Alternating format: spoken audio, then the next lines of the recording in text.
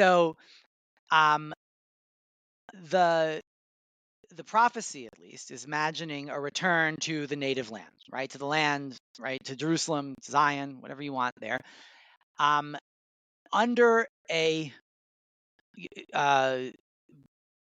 political reality is going to be that, or the political reality as we would imagine it would be, right? Not going to be, is that they are going to be subjects of the empire, right? Of the Persian Empire, because it just so happens, or I don't know if it just so happens, but history is that the Persian Empire encompasses now not just Babylonia, but also Judea, and there is the opportunity, however this works, for return. Right, you can now the Persian Empire is allowing repatriation, and now Isaiah is saying in chapter 60 that you're going to not only are you going to return, we're even going to imagine a world in which the realities of empire, the legal realities of empire, are going to be changed. They're going to change so much, so almost beyond recognition, right? A new way to think of this, right? You're not going to be tied to your land in a bad way. Hello and welcome to It Means What It Means, the podcast in which a guy with some college and a day job has long-form conversations about biblical texts. Today's guest is Shalom Holtz, and we'll be discussing an article that he wrote for the Journal of Biblical Literature. I think a pretty cool thing that I get an opportunity every once in a while to see in some of the things that I get to read for the podcast is maybe we do a little bit too much work to find significance or what we think is significant in biblical text. And I think sometimes, and this is one of these cases, understanding the biblical world as it is in a kind of a mundane way. Just as an example, in this case, we're talking about land ownership. And so in 1,000 years, in 5,000 years, whatever, archaeologists who are sifting through our data are going to look for these things to understand how we lived day-to-day life. And that is important. And it's important to keep in mind that we should not assume everything about their world was like our world. And then from there, you get theology, kind of as a bonus. But you have to look into the mundane and banal parts of life. So that said, any feedback, guest suggestions, or just want to tell me about your day, reach out to me at itmeanswhatitmeans@gmail.com. All one word, itmeanswhatitmeans@gmail.com.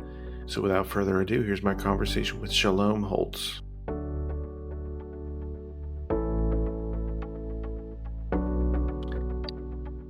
Shalom E. Holtz, welcome to the podcast. Thank you. Pleasure to be here. Pleasure to have you. Before we get going, will you tell us a little bit about yourself? Sure. I'm a professor of Bible at Yeshiva University in New York City.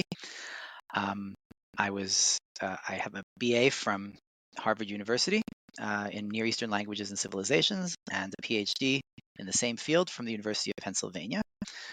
My areas of research are ancient Near Eastern law, specifically the Neo-Babylonian period in Akkadian, but ranging far beyond that, and the connections between Near Eastern law and the law in the Hebrew Bible, and as meaningful context. So I've written 2 studies on court procedure in the Neo-Babylonian period, one of kind of a synthetic study and the other a collection of primary sources, and then a book-length work on prayer in the Hebrew Bible, and the motif of the courtroom in prayer in the Hebrew Bible, in light of the ancient Near Eastern parallels.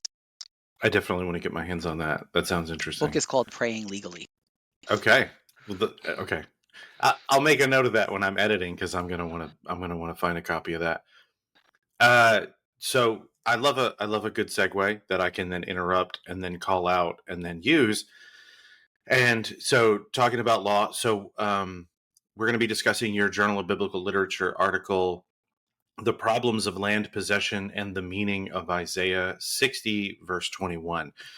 Can we just begin with what's happening in Isaiah 60 and that gets us to verse 21, and then we can kind of move in the direction of where your article is discussing that?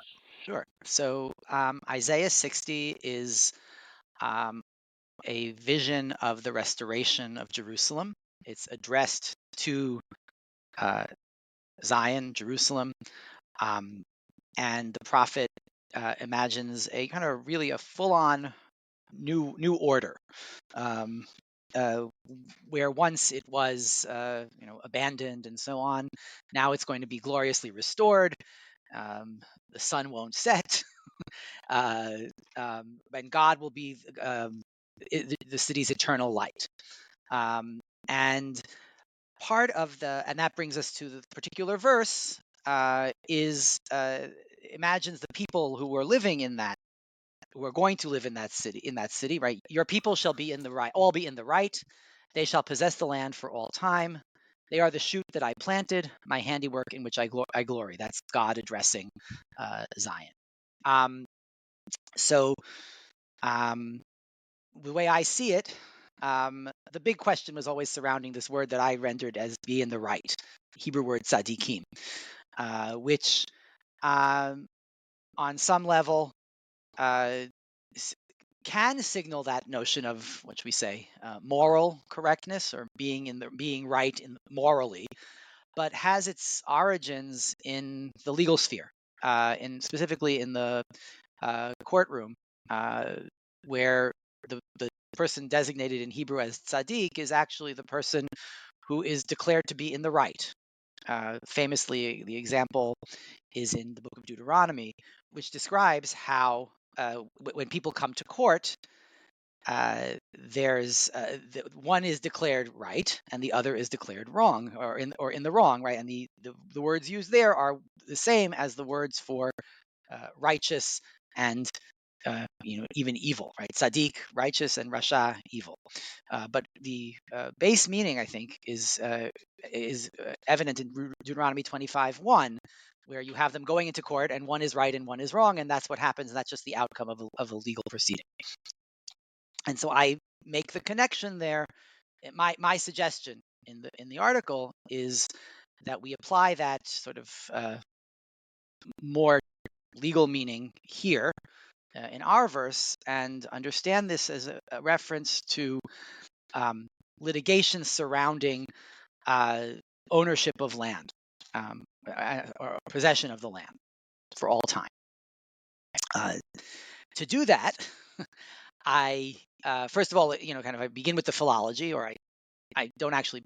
The article doesn't begin that way, but it's kind of at root is the question: Can you make this claim based on the language? But really, what happens is you kind of read the language together with what you know is going on in what I believe to be the period to which this verse and the entire prophecy addresses itself, which is the period of the end of the Babylonian exile. So the beginning of the Persian, what we call the Persian period, or the Persian Empire, and the what's described elsewhere in the Hebrew Bible as a return, right? In modern Israeli Hebrew refers to it as the return to Zion, right? Shivat Zion. And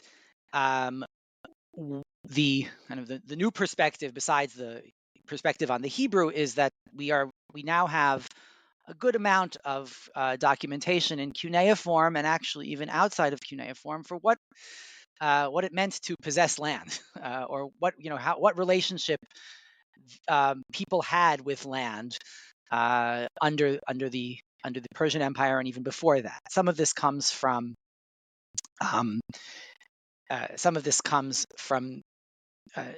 long known documents, but such as from the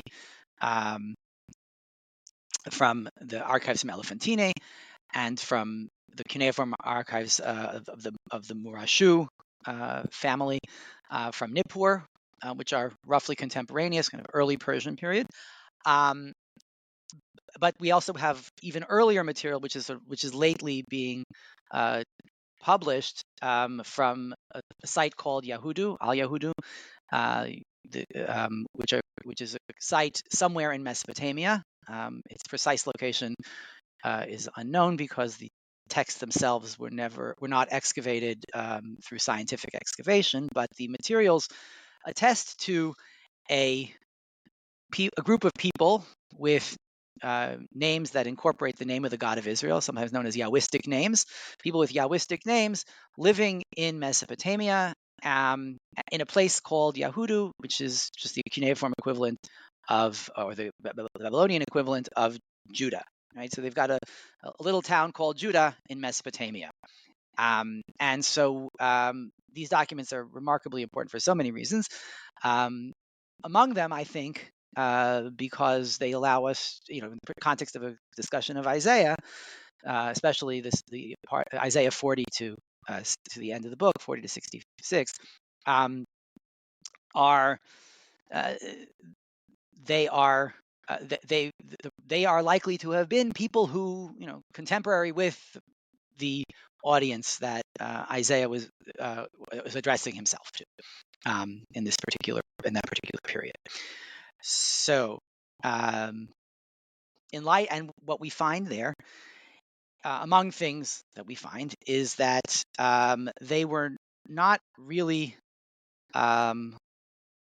landowners. They were granted land from the various governments already under the Persian period, or the Persian Empire's predecessors, the Neo-Babylonian Empire, resettled their exiles. Right, they're the ones who conquered Judah and exiled the Judeans, brought them to Mesopotamia, and employed them, used them as part of a land reclamation scheme, in which they granted these people plots of land, and they were for the cost of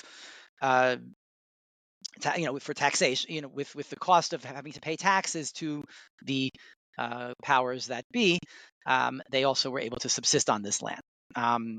And studies of the corpus in general, and here I'll particularly signal the very important work of Tiro Alstola entitled Judeans in Babylonia, which suggests that they had a status that was not, they were not slaves, right? They weren't they were not formally enslaved in any way, but they were tied to this land because it was, as far as we know, it was inalienable. Right, you couldn't sell it, which meant that even if you couldn't cover your debts that you might have incurred, they were basically tied to this land, and we even have examples of people having to mortgage actually mortgage their property, but like they lease it back from the people who held the pledge. Right, so you I mortgage my property, and then I have to lease it back from someone. So you end up working on the land that you once originally held. Now you're working for the guy who's holding it as a security for a loan, or held it for a security loan, kind of repossessed it, basically. So let me make sure I get, because this is a pretty sharp departure from the contemporary American understanding of, like, it's a free market exchange. I want to buy this land from someone. I buy this land, and the taxes they're not a condition of my owning that land. It's just a result, necessarily, I maybe, of me owning that land. But this is the land was granted under. Right. Imperial? Is that how would we? Ultimately, yes. Right. Okay. Right. I'm not. I couldn't tell you exactly how it actually happened. I'm sure there's somebody among the listeners, and if there's a scholarly listener out there who can give me some more details on that, would be great. But yes, let's call it imperial. No, let's assume you're the expert here. So fine. Okay, great. Because so you yes, certainly are. You certainly are in this conversation. Okay, so yes, definitely.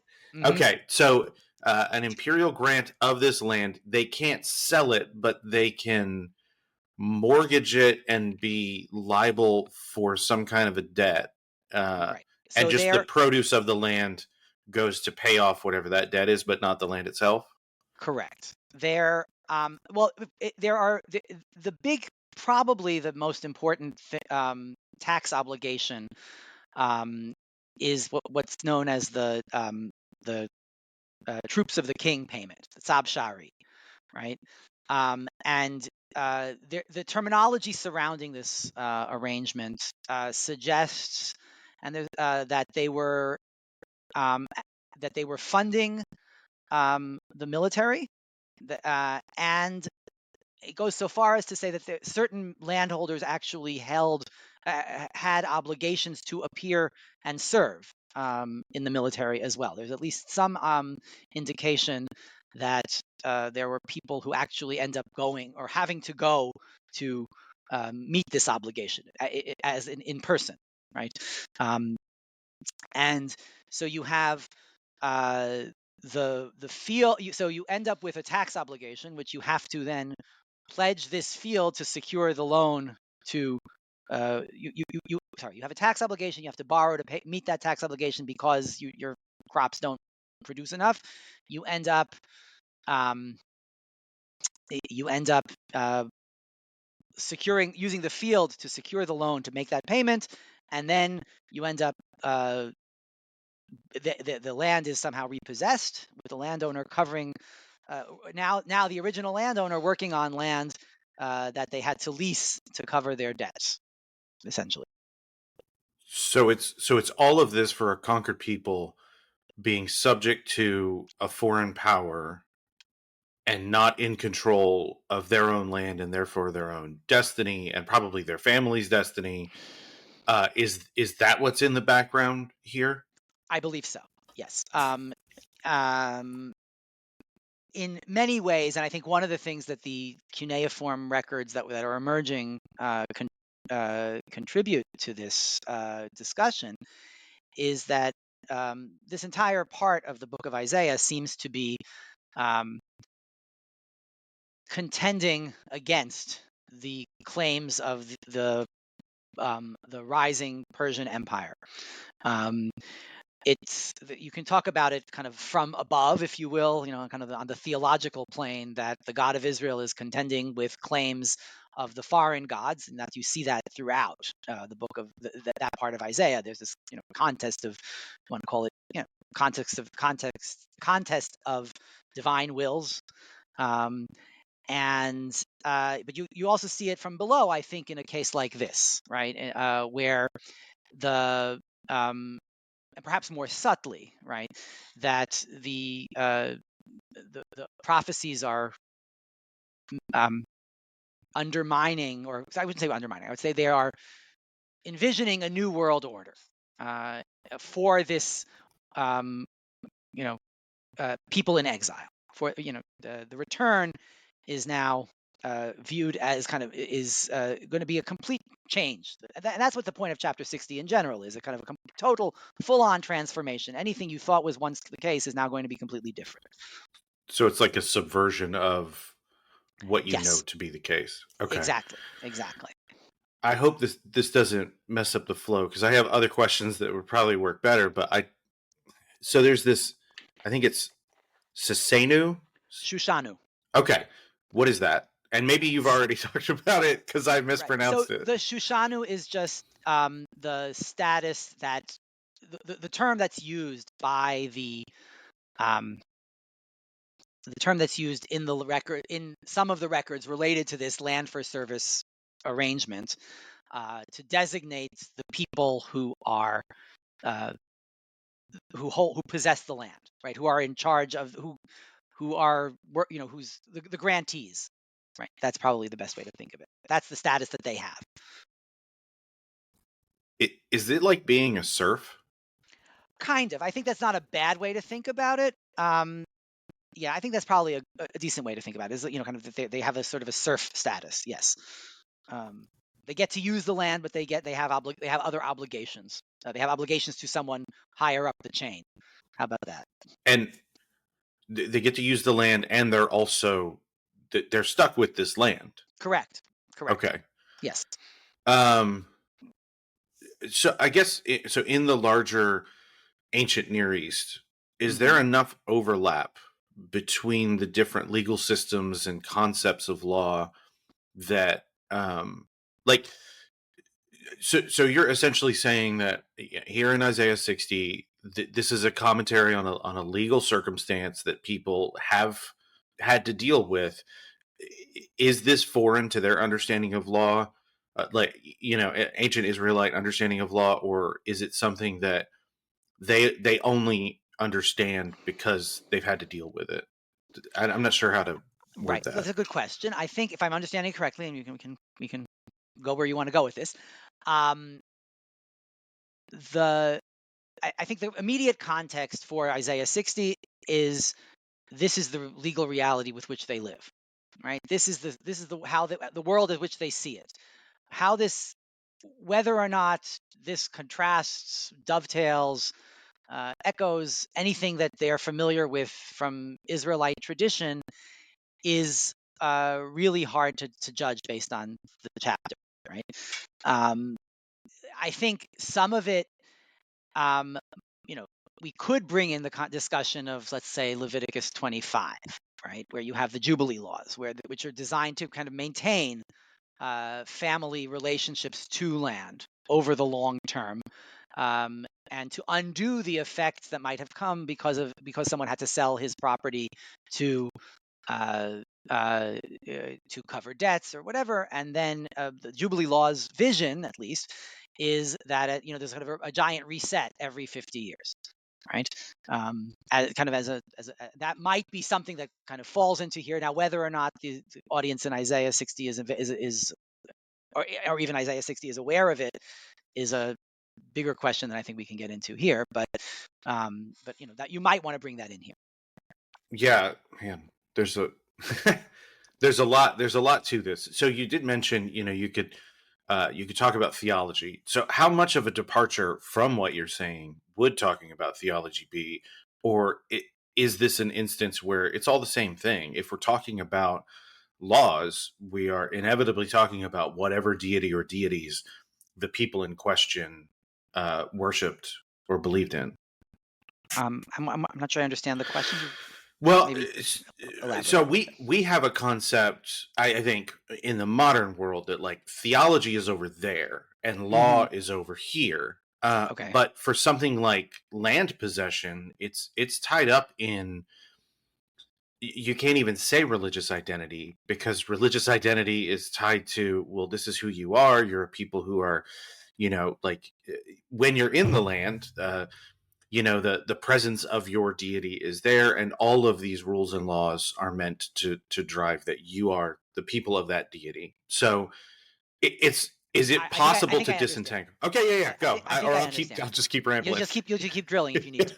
Um, so um, the the prophecy, at least, is imagining a return to the native land, right? To the land, right? To Jerusalem, to Zion, whatever you want there. Um, under uh, the political reality is going to be that, or the political reality as we would imagine it would be, right? Not going to be, is that they are going to be subjects of the empire, right? Of the Persian Empire, because it just so happens, or I don't know if it just so happens, but history is that um, the Persian Empire encompasses now not just Babylonia, but also um, Judea, and there is the opportunity, however this works, for return. Right, you can now. The Persian Empire is allowing repatriation, and uh, now Isaiah is saying in chapter 60 that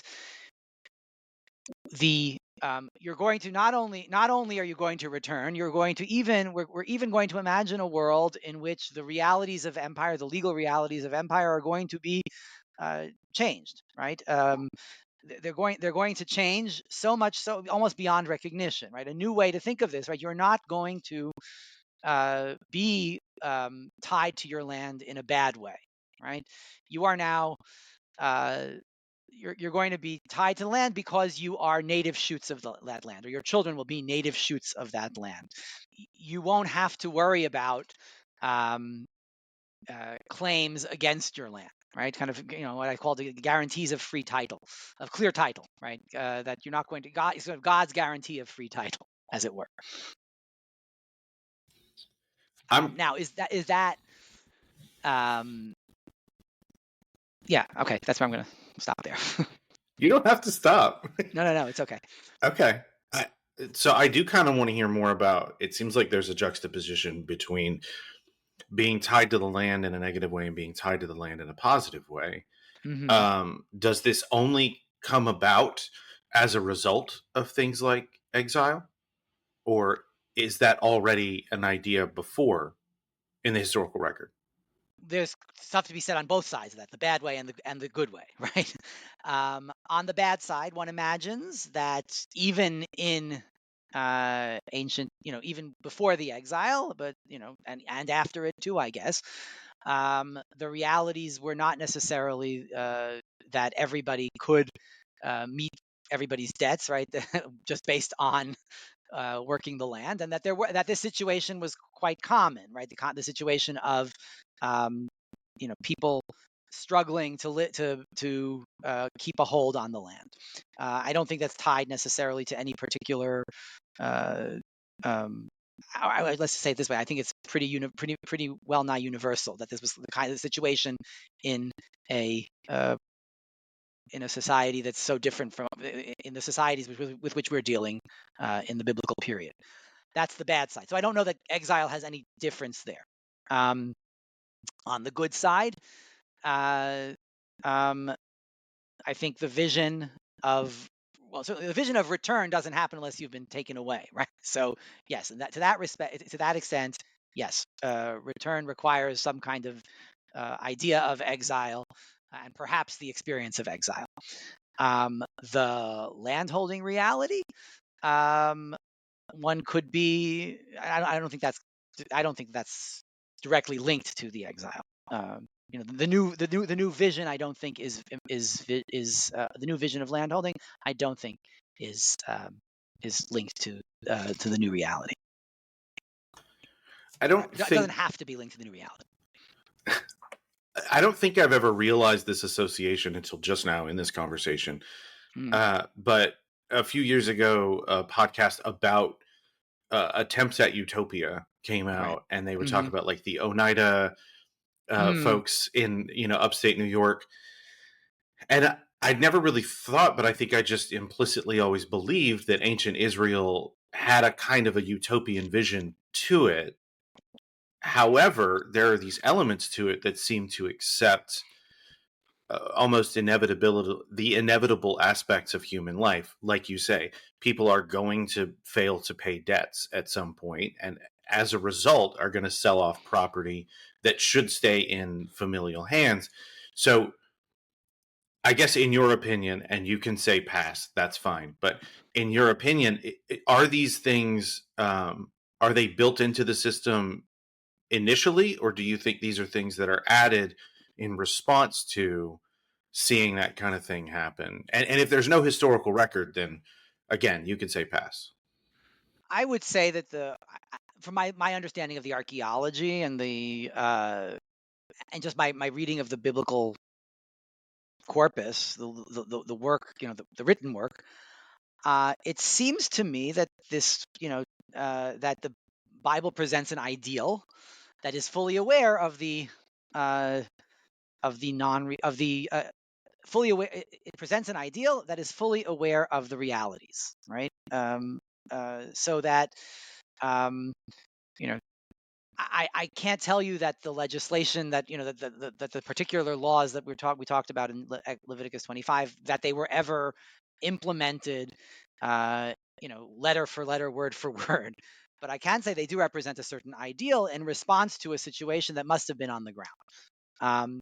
In the case of Isaiah 60, I think my point was simply to say, let's talk about they shall take possession they shall possess the land for all time, right? Well, what does that mean, possessing the land for all time? We could read that as something pie in the sky, right? Possessing the land, well, some even would say that it has nothing to do with a particular geographic plot, or anything on this earth at all, but simply something about what I called a non-material eschatological sense. And somebody even goes on to say, like, possessing the world, right? Take over the world, as being seen in that verse.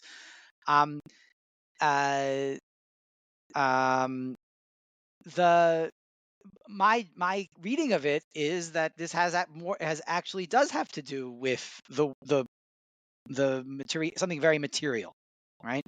And some earlier commentators had noticed this possibility, that possessing land meant something to do with land ownership, right? Some kind of something, right? Some kind of anchor in this world, right? Something very material. How about that as a single word that we can talk about, right? Something material had something to do with meant something material. So and so I suggested that let's ask the question, kind of with my imagination here. You're coming to address, or the prophet is coming to address a people who are, by the prophet's own description, downtrodden, right? And you come to them with this glorious vision. If there is a pie in the sky chapter, it's Isaiah 60, right? How does that land, as they say? How does that land with an audience that is struggling to make ends meet? How about that? And so, as I say, right, the idea of kind of divine radiance kind of lands kind of flat, or falls flat, or almost meaningless when the realities are darker. Right? You kind of expect, you kind of hope that Isaiah has something to say to speak to the actual situation, and I hear in that verse, I hear it. In Isaiah 60:21, I hear something about land possession in a very concrete, material sense. Yeah, and so I mean, you did kind of touch on this, and I am kind of curious about this. I know it was in somewhere in the questions that I sent you. Mm. I guess the idea of like an eschatological idea. Have there been have material or immaterial or spiritual, however you want to characterize that, interpretations, have they waxed and waned throughout history? And obviously, I'm talking here about Jewish interpretation. Have they waxed and waned, and were there certain circumstances that happened under? I'm not fully aware of the full range of interpretations of the verse. Fair enough. So I couldn't tell you historically, I wouldn't venture to guess, what historical circumstances and plotting that. That would be a very interesting undertaking, actually. How do people read this? But I will say that among the modern commentaries that I read, I did not see anything that wedded a particular context or even a particular faith commitment to a particular reading. In other words, you find material readings across the gamut. You find, and you find what one might call less material, or what I said, eschatological, and so on.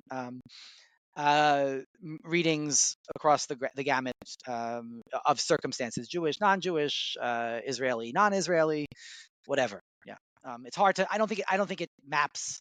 As far as I can see, it wasn't something I actually tried to do, but as far as I can see, I don't think it maps neatly in any historical circumstance. Yeah, that's fair. I think what I was envisioning as you were talking about different ways of interpreting it is like I could definitely see someone latching onto a less material understanding of it if you are an Eastern European Jew who's in fear of pogroms.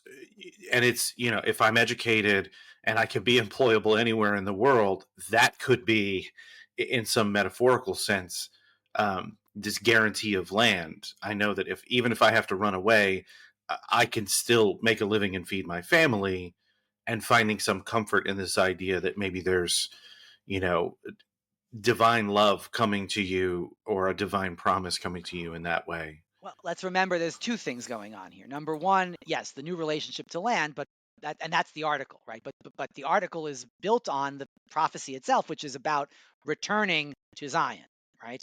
So, um, so the audience is likely to have been in exile, not in Zion, possible, very likely. Um, and so there's almost like a double um, restoration going on, right? You're going to come back, and the conditions of returning are going to be different. There are those who would read this chapter as belonging to the part of the book that is which was written to an audience of returnees who have already returned and who are now living in this reality in uh, you know in the province of Judea in the Persian period.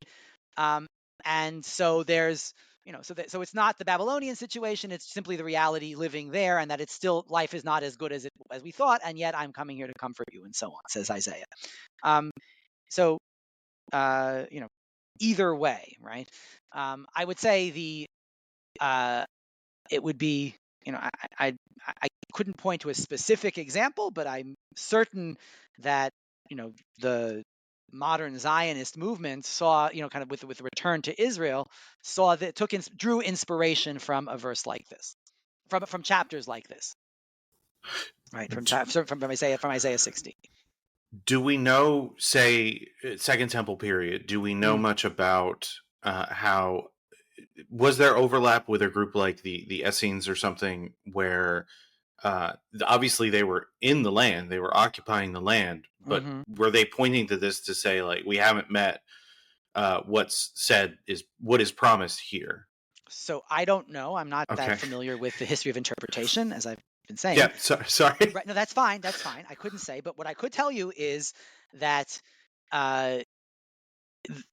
if you go read chapter 60 very, without too much, you don't have to be terribly close reading of it, right? It imagines something quite miraculous, right? And the sun won't set, right? God will be your eternal light, and so on.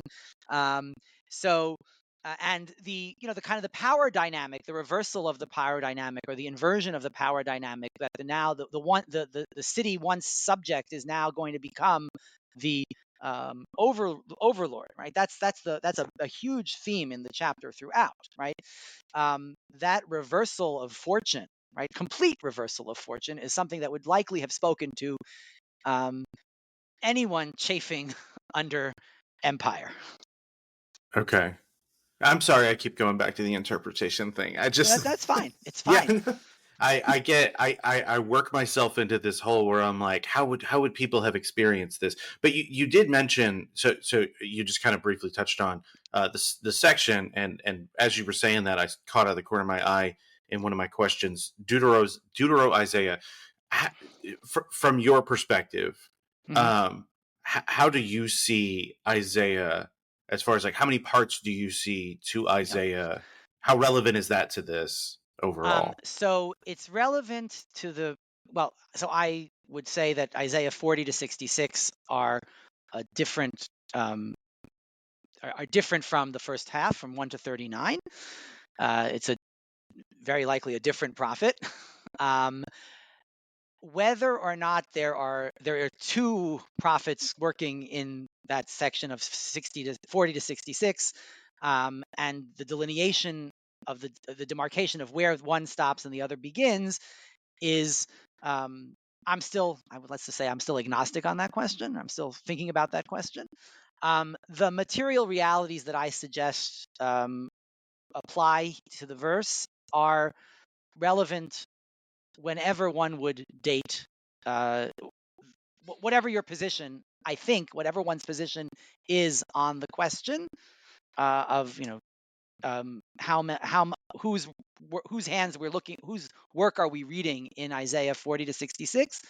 The material realities are fairly stable, sufficiently stable across the broad time span, of the, let's take it, the end of the 6th century, the beginning of the 5th century, and so on, that I'm happy to.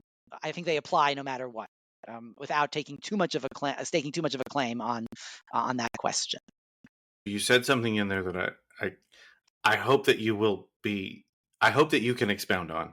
Sure. And here's some setup for it. So Hmm. I was reading something yesterday, and I guess this is just a thing I missed, but like in First Kings, there's a story about a prophet and a man of God. Hmm. Okay, I don't think in my childhood education of the Bible that I got the understanding that prophets were anything other than like super important guys, and of course we'd know their name because why wouldn't God let us know their name?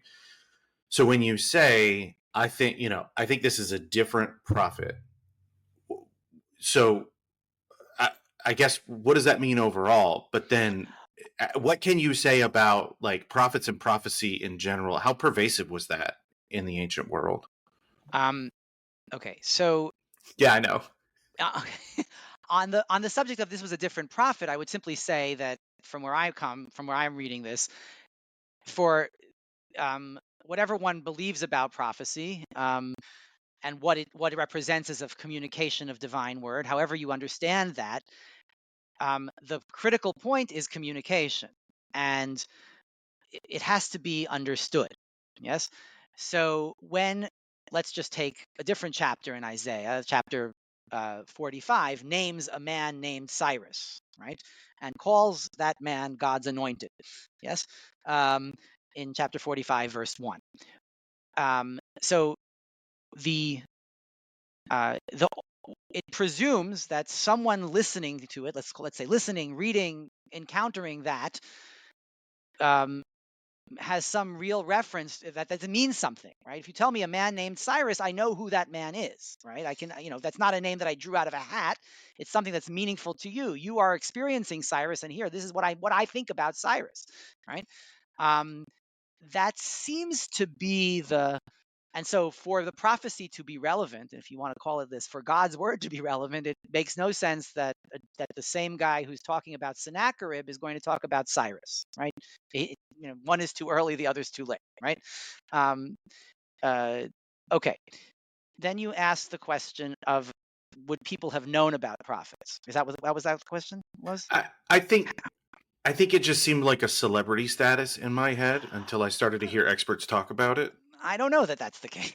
Um, I don't know how. I mean, uh, um, I think the the surest claim for celebrity status is post-canonical, right? You made it into the collection, then yes, you have celebrity status. Whether or not you did beforehand, take the example of Jeremiah. He was known. He seems to have been known in a certain circle, um, not necessarily appreciated in that circle, um, to judge it from his own telling. Uh, um, um, Question would be, if we do have some references to prophets outside of the Hebrew Bible, meaning like non-biblical texts in Hebrew that mention uh, a prophet or the prophet from the time, like every here and there. There's a letter from the right around the time of Jeremiah, that just uses the Hebrew word for prophet, talks about the prophet without giving a name. So what does that tell you? Some letter writer knows a prophet or has heard the word of a prophet. I couldn't tell you that they had celebrity status. My sense is that the celebrity status comes afterwards.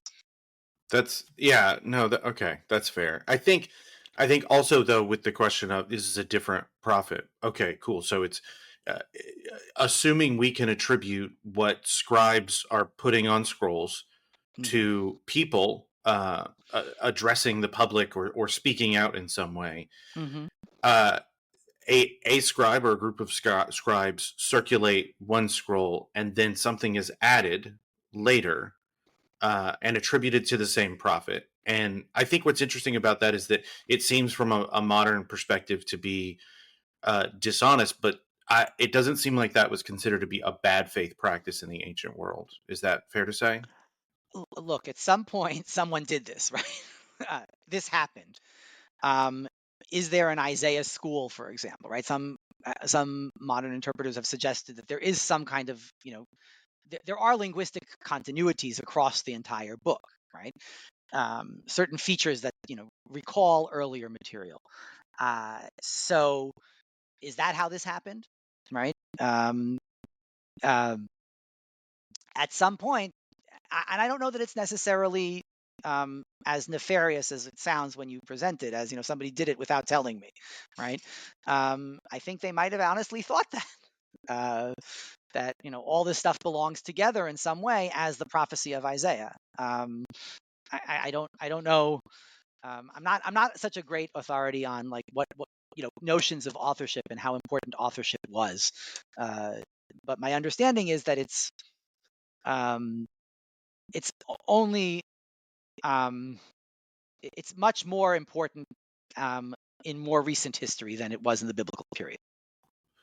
And so to bring it back to the article, it could be that this section is it shares that, okay, it's attributed to Isaiah because it's critiquing power that is abusive and disadvantageous to the people of Israel, and it finds its foundation in the shared practices and beliefs and identity that have developed over time of what Israel is. Is that a fair way? Yeah. And that may be how they end up together. I think it's more than that. I think there's language that connects it across. Like, it's not just a common ideology that's there, right? It's not like you could take part of Jeremiah and pass it off as Isaiah, right? Yeah. There is a style that I think that connects Isaiah to connects the book across the board. And that may be because I've always thought of it that way. Part of it must be that I've always thought of it, oh, this is Isaiah, not somebody else. But I don't think, and I would say I would go even further than that. There's important work done by Benjamin Summer. I would recommend this actually. Benjamin Summer, A Prophet Reads Scripture, who talks about how it seems pretty clear that this part of Isaiah has access to Jeremiah, but he does things with it, right? But he's he's interpreting it. And other earlier prophecies as well, including the first half of the book.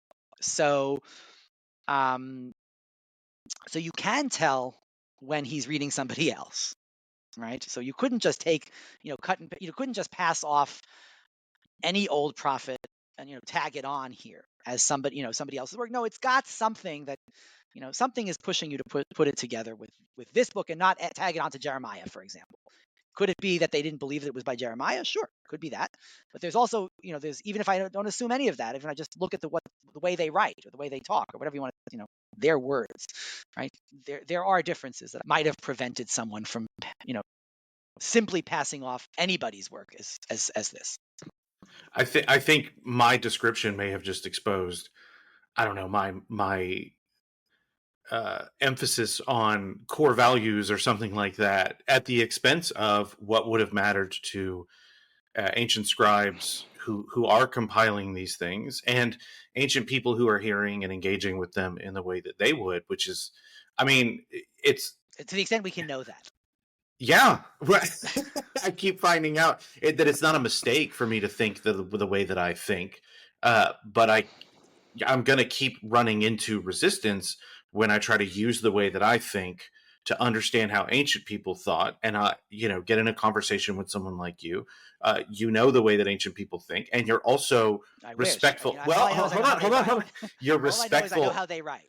Yeah. I will say this though, and I think the flip side to the utter difference of between me and the author of whatever biblical text I'm reading, or if you want to go even further, whatever ancient text I'm reading, the flip side to that, and I think the justification for the entire enterprise that is contextual biblical study and contextual study of the ancient world in general, is that in the end of the day, these are humans, right?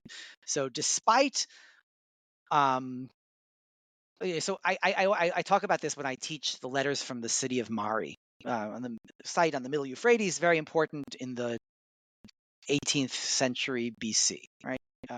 Conquered by Hammurabi of Babylon. But the letters that are written at that time, we have like royal correspondence that are in Akkadian. Besides all the important information that they tell us about the history and so on, can talk all kinds of things there. But you read one of those letters, and or any letter in Akkadian, really. Take your pick of the letters. These are correspondence. A writing to B, husbands writing to wives, wives writing to husbands, and once you overcome the language, right? Once you've gotten the language, you understand, you can read the language. Part of what makes them readable is the fact that these are humans with human concerns, right? That and we haven't changed that much, right? Wives complaining, send more money. You're off on business, you leave me here alone, right? You take care of yourself, right? And so those kinds of things,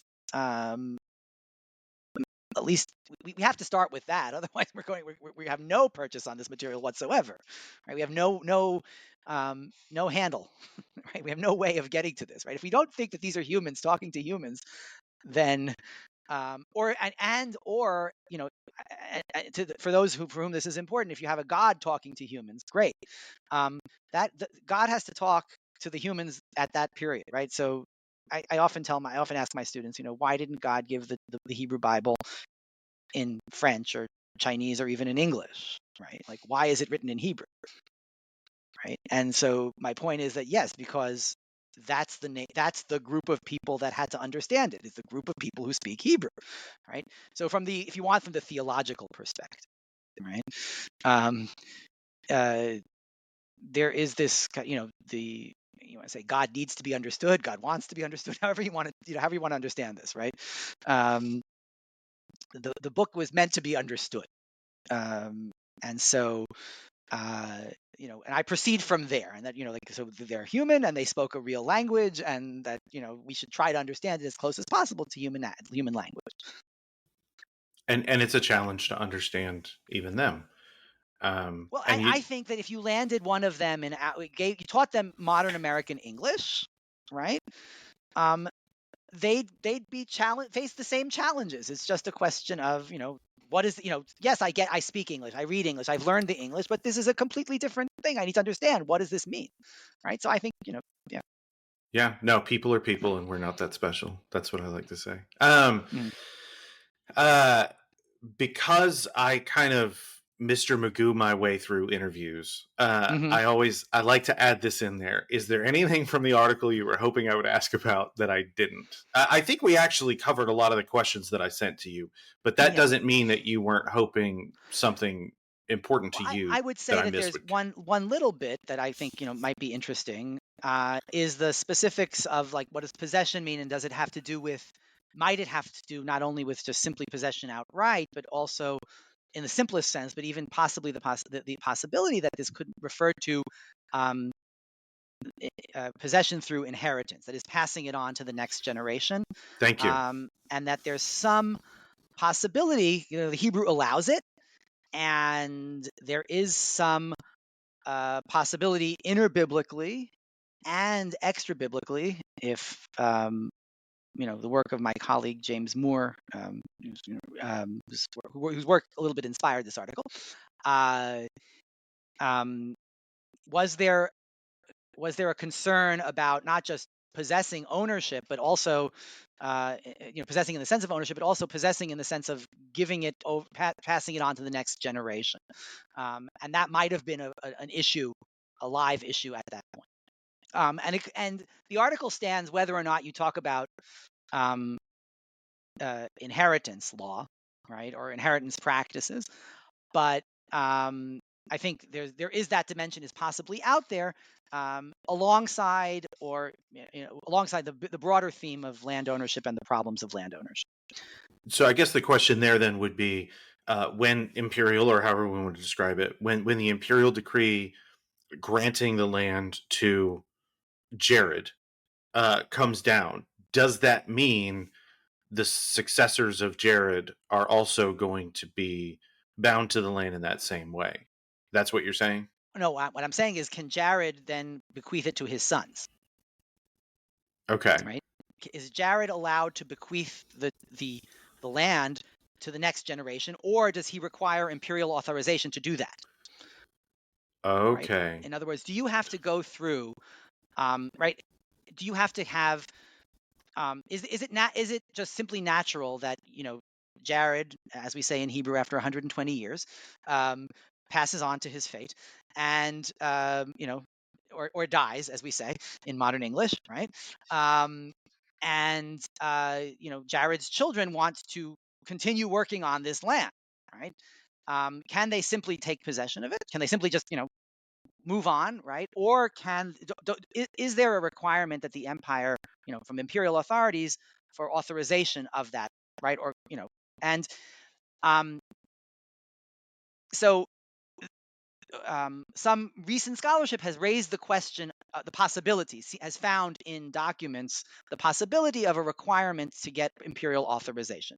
Now, I don't know how, I'm not sure how how the chips will fall on that particular question. It's still a question, but if it turns out that possibility, that I couldn't simply take possession as a child of my parents' landholding, I'd have to somehow get imperial authorization for that, right? Then there's an extra step that reinforces imperial authority through land ownership, right? It's never smooth. There's always another step you have to take if they're right about this whole point. So I raise it because it uses a verb there in the Hebrew that might mean to inherit land, not just possess land. So that kind of opens that door up. If you understand what I'm saying. But it may very well be that we may learn that this idea that they required imperial authorization was really not is all a figment of our modern scholarly imagination. And in the end of the day, everybody understood that people inherited their parents naturally, right? And there was the empire didn't intervene in that whole question.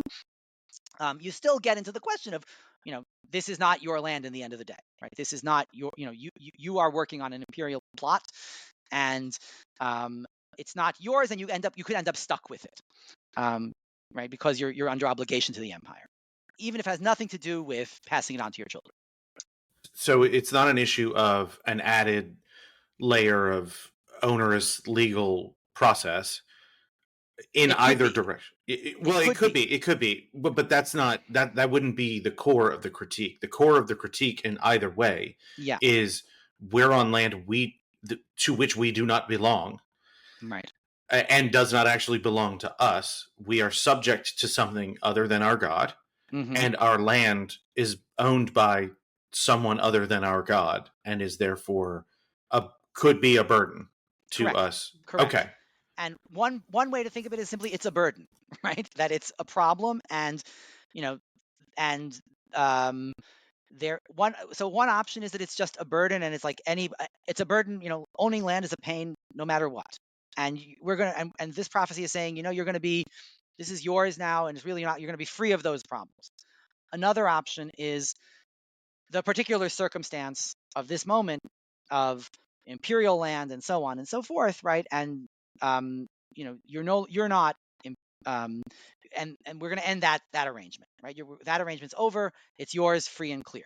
A third possibility, kind of a subset of the second possibility, is that one manifestation of those problems, of the imperial problem, is passing it on to the next generation, and that you are, because the text deals with that verse deals with, it mentions the shoots, it mentions the next generation. It seems to, um, without too much of a stretch, touch on that issue. I suggested possibly that there was this additional um, connection here to a particular aspect of imperial domination.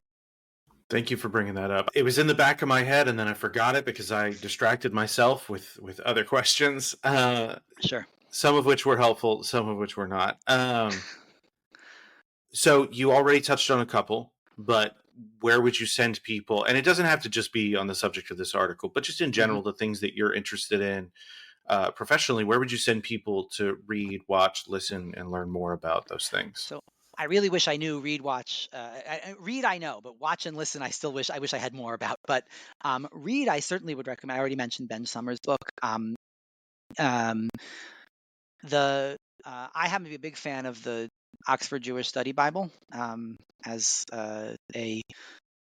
both the commentaries that they put in there on the different books, as well as the series of essays that they have, are really valuable.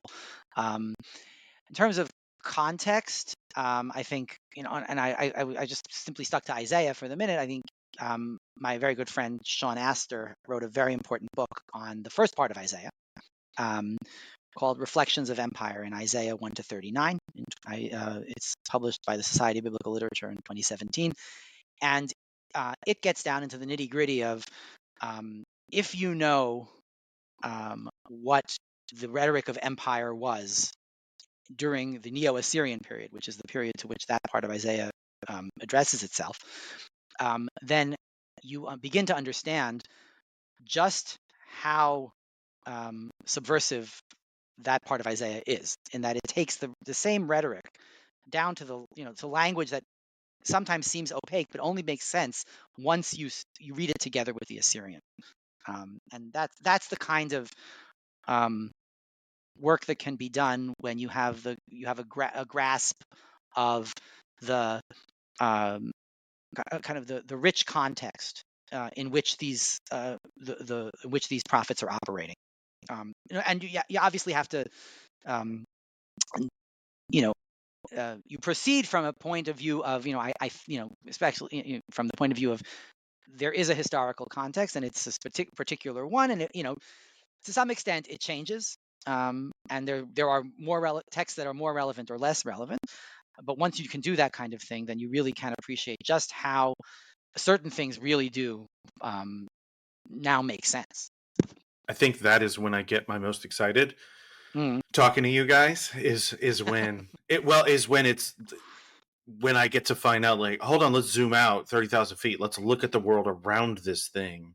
Oh, wow, there's so much here. And I think you're right. I think there are too few options in the watch listen. I do know Biblical World. They do a lot of really good stuff that I don't think people would just think to look into about the biblical world. Like, I think for months they've been walking through Gilgamesh, the Epic of Gilgamesh, on their podcast. And so I think a lot of ground level engagement with biblical texts in people's lives has maybe been a little bit condescending to them. I think you would find that most people are really interested in the historical, linguistic, cultural things. Once they get going learning about those things, I don't think most people want to stop. And that has been my experience outside of this podcast, talking to people when they're like, what is this podcast? And I take a deep breath and I'm like, I don't want to tell you what it's not. So here's all the things that I want to engage with on. And they're like, oh, what about this? And I'm like, I haven't had a chance to talk about that yet. So I do want you to know there is an interest out there. And I just hope as younger people get into the academy or scholastic approaches to the Bible, that we'll see more of that watch, listen, and they'll be talking about your work, sir. I don't know about that, but so, and I know that you've heard this question because you heard the initial time that I asked it, what I like to call the John D. Levinson question. What do you read for fun? Historical fiction. Ken Follett has two really great historical fiction series. The Kingsbridge series is one that I really like, and the other is the 20th century. There's a 20th century trilogy that is also, found it very remarkably a lot of fun to read. So those are so Dickens is one, not necessarily historical fiction, but then the other is the Ken Follett, that type of genre that imagines a world that is sort of somewhat anchored in the history, but has fun with it. Nice. I appreciate you being here, and unless you have anything else for us, I'm going to call this one good. Sounds good to me. Thank you so much. Thank you so much. Take care. Thank you so much for listening. Next week is my conversation with Jason Borges on his article, Phoebe, A Host of Christian Travelers. So here is a quick preview of that conversation. Thanks and take care. Yeah. So essentially my argument is trying to define this word and imagine what did Paul mean by it, and then specifically why did Paul use this word to describe Phoebe? Kind of what's this word doing for him rhetorically? So basically, I can talk about some of the previous interpretations in the past. This word prostatis has been translated sometimes as helper. The older translations, which has a more kind of subordinate, diminutive role, as if she was kind of like, Paul's secretary type of thing.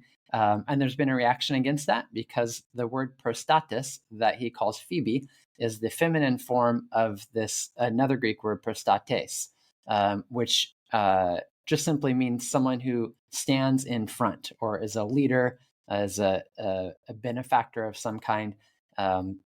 And so now I think it's pretty common in translations for it to be translated as patron or benefactor, which I think is accurate. But then the question becomes, in what way was she a patron or a benefactor? In what ways did she use her money and her prominence in order to support others? And so, there's different explanations for that. Some people just kind of leave it general. She was an affluent person who used kind of her largesse to do good. Robert Jewett will talk more specifically that she was going to be a patroness or a sponsor for Paul's mission to Spain as he was looking to go further west. Others would talk about, how she hosted the weekly Christian gathering in her house, which is plausible as well. And so I think those all could be a part of it, but that's not specifically what Paul has in mind. I think Paul specifically has in mind that she is a host of she is a host of Christian travelers who are coming in and out of Corinth through the port city of Cenchreae, where she is based at and where she lives at. And so I take it to mean that she is a host of Christian travelers, which is kind of given away in the title of my paper there. And so I think this makes the most sense. We can talk about it, because it explains, Paul says she was a prostatis to both me and others. So how was she a patron to both Paul and others, looking in the past, and then looking forward, what is the function of Paul's words choice as he is writing this to the Romans? Why does Paul want the Romans to know her as a prostatis and specifically know that she has been one to both Paul and to other people? How does that work into his kind of rhetoric and his, theological aims within the letter? So what I'm proposing, I just want to be clear, is not like new or novel. Other people have said that. The earliest one that I saw was Origen, so early 3rd century, and other commentators have kind of mentioned it. But it's usually gets like a 1 or 2 sentence explanation of like, this is probably most plausible. And so I wanted to move it from kind of from plausible to more probable. And so look at any potential evidence that there is to support this idea that she actually was a host within the Christian community and helping out Christian travelers who were coming in and out of Corinth. So that's kind of what I was looking to do with this article here.